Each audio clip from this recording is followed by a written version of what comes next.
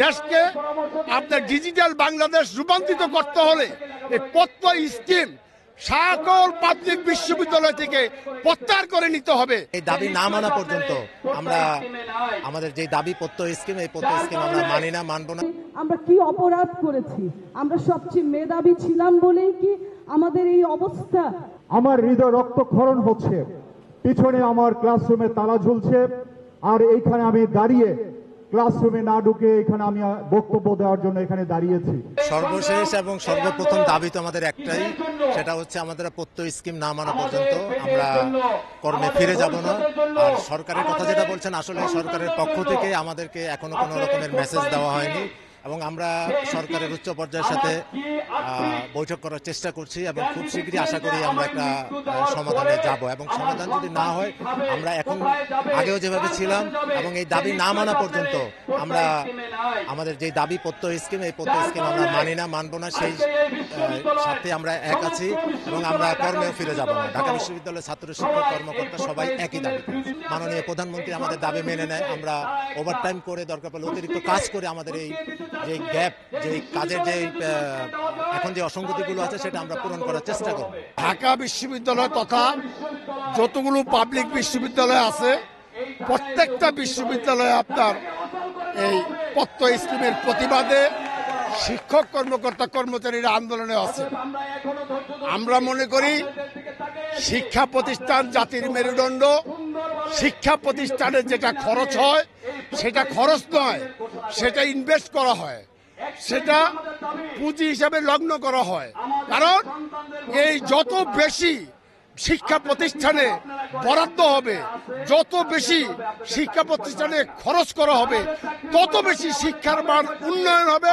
শিক্ষার মান উন্নয়ন হলে জাতি উপকৃত হবে, জাতি উন্নয়ন হবে, জাতি মেধা সম্পূর্ণ হবে।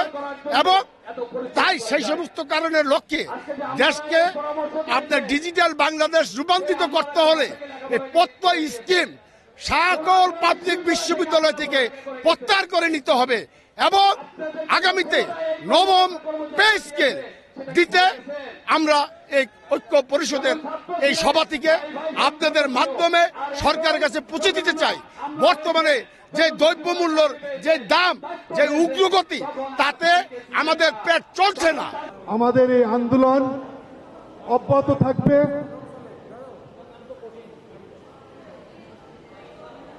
আমরা লক্ষ্য করছি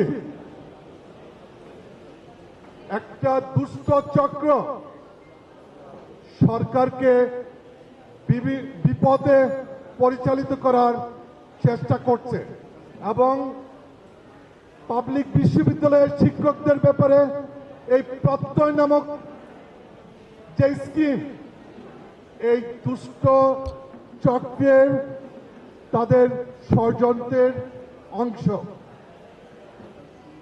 আমরা বিশ্বাস করি সরকার আমাদের এই ন্যায্য দাবির বিষয়টা উপলব্ধি করবেন এবং এই দুষ্ট চক্র এই ষড়যন্ত্রের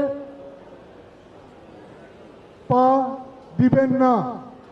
ঢাকা বিশ্ববিদ্যালয় জাগলে বাংলাদেশ জেগে ওঠে, সেটা ইতিমধ্যে আপনারা বুঝতে পেরেছেন।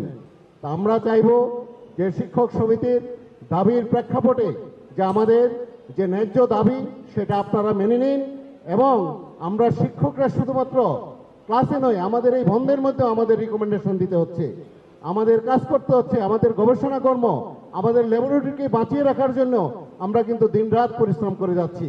আমার হৃদয় রক্তক্ষরণ হচ্ছে, পিছনে আমার ক্লাসরুমে তালা ঝুলছে, আর এইখানে আমি দাঁড়িয়ে ক্লাসরুমে না ঢুকে এখানে আমি বক্তব্য দেওয়ার জন্য এখানে দাঁড়িয়েছি। ক্ষমা চাচ্ছি আমাদের ছাত্রছাত্রীদের কাছে।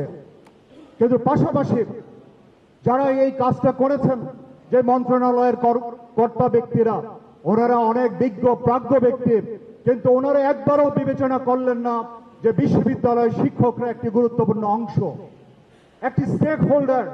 তাদের সাথে ন্যূনতম কোনো আলোচনায় ওনারা বসলেন না।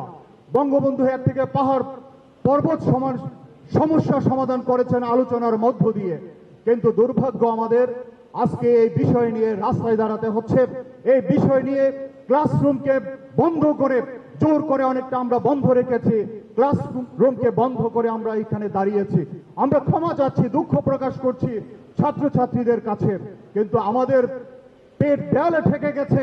আমরা ক্লাস করতে পারছি না, আমাদের করতেই হচ্ছে আন্দোলন, কেননা আমাদের পিঠ মাটিতে থেকে গেছে, আমরা ভাষাহীন হয়ে গেছি, যে আমাদের যে সুযোগ সুবিধাগুলো ছিল সেগুলো থেকে আমরা বঞ্চিত হচ্ছি। অথচ আমরাই ছিলাম ক্লাসের সবচেয়ে ফার্স্ট বয়, সেকেন্ড গার্ল বা থার্ড গার্ল ছিলাম, যেখানে সবার পিছে থাকার কথা, আমাদের সবার সামনে থাকার কথা, অথচ আমরা সব কিছু থেকে বঞ্চিত হব। কেন? আমরা ফার্স্ট হয়ে, সেকেন্ড হয়ে, থার্ড হয়ে আমরা কি অপরাধ করেছি? আমরা সবচেয়ে মেধাবী ছিলাম বলেই কি আমাদের এই অবস্থা?